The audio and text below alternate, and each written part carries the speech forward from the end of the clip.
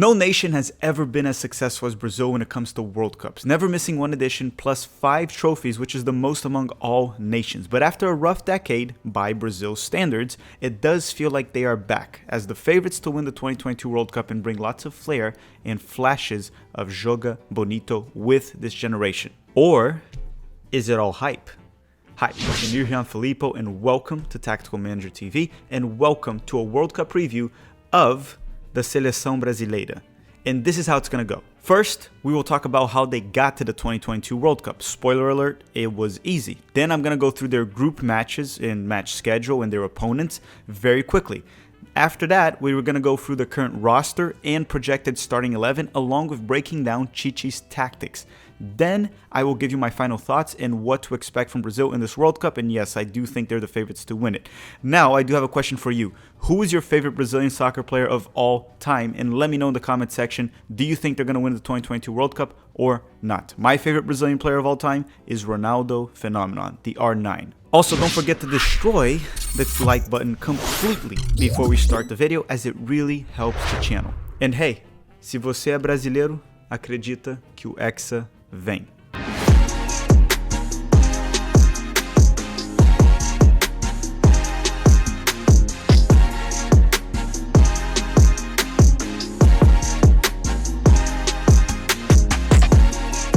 After going out in the 2018 World Cup in the quarterfinals due to a 2-1 loss to Belgium, the CBF, the Brazilian Federation, decided to keep Tite as the head coach. Something somewhat unexpected, as Brazil hadn't repeated coaches from one World Cup edition to another since the 1982 and 1986 World Cups, where they had Tele Santana as the coach. But not just that, if Tite had won the World Cup, it would have made more sense, but the Federation had this belief that the Seleção Brasileira was on track. And in fact, they were. Since then, with Tite in charge, Brazil went on to win the 2019 Copa America and lose the 2021 Copa America in the final to Argentina. And I understand the disappointment of losing to Argentina in the final at home, but it was a one-leg knockout round against another national team that is a World Cup contender, by the way. So it was 1-0 and it could have gone either way. Now, in regards to the World Cup qualifying cycle, the 2018 World Cup qualifying cycle was already pretty damn easy for Brazil, but the 2022 one was even easier. Brazil topped CONMEBOL with 17 matches played, and they managed to win 14 and draw 3, while scoring 40 goals in those 17 matches and only allowing 5, finishing 6 points ahead of Argentina, which both still had one match to play against each other that was cancelled due to that match that Brazil tried to deport Argentina players. Yes, once again, I've talked about this many times. That actually happened. Brazil tried to deport some Argentine players mid-game. So with that, Brazil qualified once again to the World Cup, which, by the way, they are the only nation to never miss an edition. So why don't we talk about their group? For the 2022 World Cup, Brazil was placed in Group G, a group that gives you some deja vu vibes. Let me explain that. I mean, the group is composed by Brazil, Serbia, Switzerland, and Cameroon. Back in 2018, Brazil was in the same group as Serbia, Switzerland, and instead of Cameroon, they had Costa Rica. I guess FIFA was just running out of corruption money for the draw, and they just said, F it, put all the same teams in the same group. Who cares? No one will notice. Now, back in 2018, Brazil did top the group, and despite this being a very tough group, as Cameroon are a fantastic African nation and Serbia and Switzerland are possible dark horse candidates, I still expect Brazil to top this group, but I'll talk more about that later in the video on my expectations and final thoughts. Now, Brazil plays their first match November 24th at 2 p.m. Eastern Time against Serbia, where Vlahovic and Mitrovic, their two top strikers, are questionable due to injury at the time of this recording. And then Brazil faces Switzerland November 28th at 11 a.m. Eastern Time. Last but not least, they will be facing Cameroon December 2nd for the last round of the group stage. For all these matches, we will be doing live watch-alongs and a full coverage of Brazil here at the channel for the World Cup. Now, assuming everything goes as expected, they will advance to the round of 16, where Brazil will be facing Portugal, Uruguay, South Korea, or Ghana. So yes, we will be doing live watch-alongs for every single Brazil game, plus that video that everyone loves, the 7 things we learned right after the match. Okay, so now let's talk about this current Brazilian roster, Tite's projected starting 11, and Tite's tactics so you can know a little bit more about this team. For the 2022 World Cup, Chichi brought a 26-man roster as it was allowed by FIFA. The 3 goalkeepers that he brought were Alisson from Liverpool, Ederson from Man City, and Weverton from Palmeiras. Now, if you are superstitious, keep this in mind. Brazil has only won World Cups when they had a Palmeiras player in their roster, and Weverton is there. So if you are superstitious, you should start celebrating right now because we're winning this World Cup. Now, the center backs that Chichi brought for this roster were Bremer from Juventus, Eder Militão from Real Madrid that can also play as a right back, and Chichi has tested him as a right back as well, so we could see that in the World Cup. And when he played for Porto, he was also a right back at times. He also brought Marquinhos from PSG, a world-class center back from the French Giants, and Thiago Silva from Chelsea. So far, so good. That looks pretty damn stacked to me. Let's keep going with the roster. For fullbacks, he brought Dani Alves from Pumas in Liga MX, which I don't expect him to see any game time. I think he's there more as a locker room experienced veteran that could maybe come in late in the game with 5 minutes left if Brazil's trying to hold on to a lead.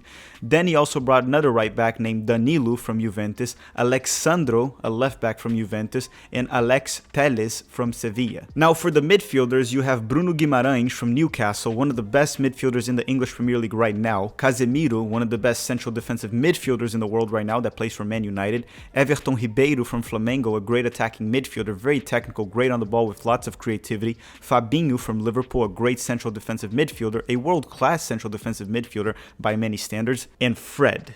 Yes, Fred from Man United. The problem is usually a chain is only as strong as its weakest link, and that link right there is pretty weak. Now, I understand that Fred is not as bad as many try to portray him to be, but there is a massive drop-off between many of the midfielders I listed and Fred. Last but not least, on the midfielders, you also have Lucas Paquetá from West Ham, a fantastic lefty attacking midfielder that can play as a 10, can play as an 8, and can even play out wide if you need him to. Former Flamengo player. Now for the forwards, which is where I see Brazil having a little bit of that old school Brazilian flair and joy. These are the players. For the wingers, Chichi brought Antony from Man United, Gabriel Martinelli from Arsenal, Neymar from PSG, Rafinha from Barcelona, Rodrigo from Real Madrid, and Vinicius Jr. from Real Madrid as well. Now keep in mind, I put Neymar as a winger, but he's expected to play as a 10 for Brazil. We'll talk about that very soon as a central attacking midfielder. Now the center forwards are Gabriel Jesus from Arsenal, Pedro from Flamengo, and Richarlison from Tottenham. The Brazilian roster is simply stacked. There's no other way to put this. It's the strongest one in the 2022 World Cup, especially now that France does not have Nkunku, Kanté, and Pogba. When you look back and you compare this roster to the 2018 Brazilian squad, the starting 11 is better or equal in every single position, and the depth is better in every single position, no exceptions. Now, I won't dive into details here and compare the rosters and talk to you about why I think Brazil will win the World Cup. We did a video on that months ago, and I'm putting that video's link on the description, so once you finish this one, you can watch that one, which is a more in-depth breakdown of why Brazil will win this World Cup and even compare it to past generations. Or you can check our World Cup playlist, which has a bunch of World Cup videos. But anyhow, let's continue this video with Chichi's projected starting 11. So I believe Chichi will mainly go with a 4-2-3-1 formation. Sometimes we've seen him play a 4-2-2-2 formation as well, but the 4-2-3-1 is the go-to formation for the Brazilian national team head coach. And the expected starting 11 will likely be Alisson or Ederson on goal. I believe he's going to go with Alisson, but I don't think it really matters which choice he goes with. Danilo on the right back, with a strong possibility of Eder Militão being there as well, one or another, as Chichi did test Militão in the September friendlies. The left back is anyone's guess. I'm expecting it to be Alexandro, but I wouldn't be surprised if he goes with Alex Telles. Now the center backs, those are easy picks. Chichi's going to go with Thiago Silva and Marquinhos. Now the double pivot central defensive midfielders are expected to be Casemiro and Fred. Yes, no, I'm joking. Sorta, really, but not actually. Fred started most of the World Cup qualifying matches for Brazil, so he could be a start in the World Cup, but you can also maybe play Paquetá and push him high up the field. There's many different other options, but I think when push comes to shove, Chichi will start alongside Casemiro in the double pivot, Bruno Guimarães from Newcastle. I mean, that would be the proper selection, and I think that's what Chichi will do at some point, because Bruno Guimarães broke out most recently, right? At the time, he had more or less Fred.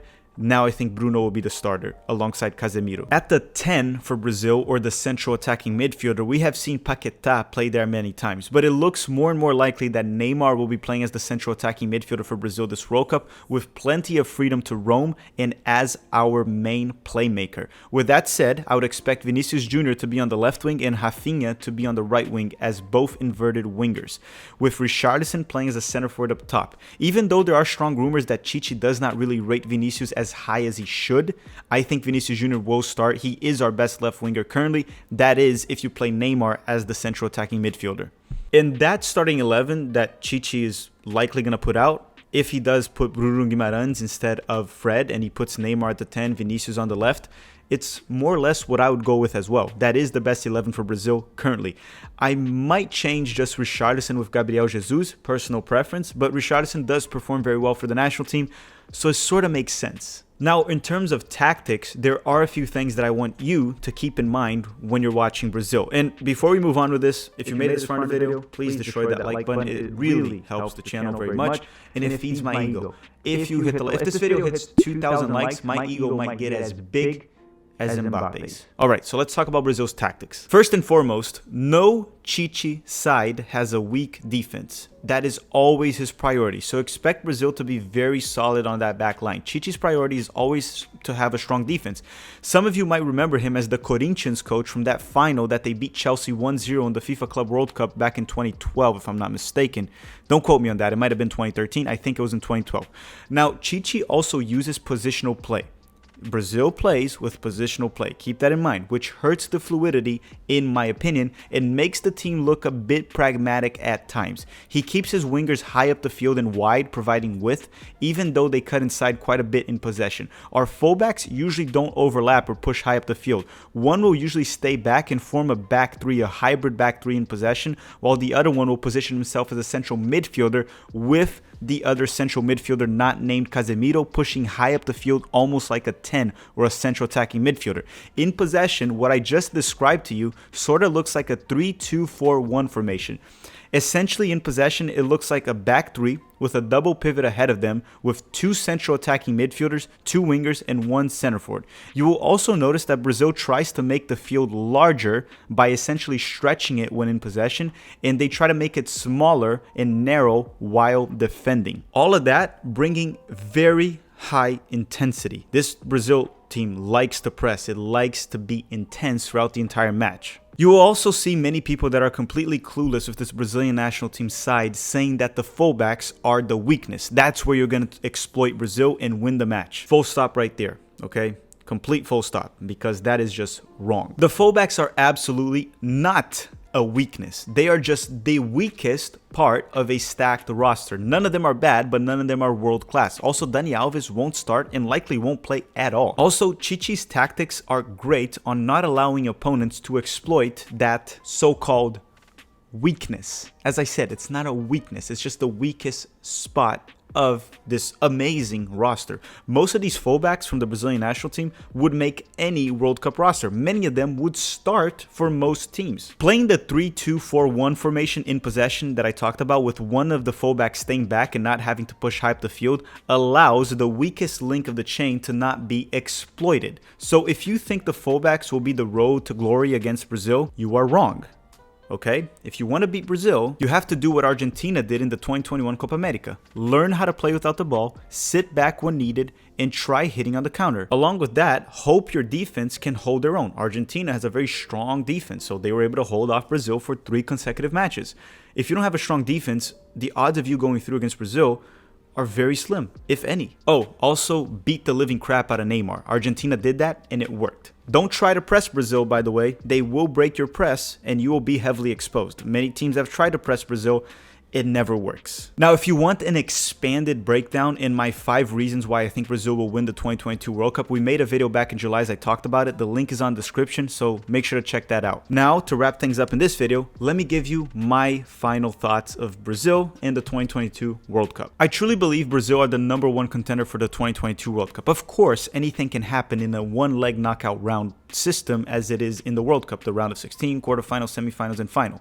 But I feel like this generation of players is special.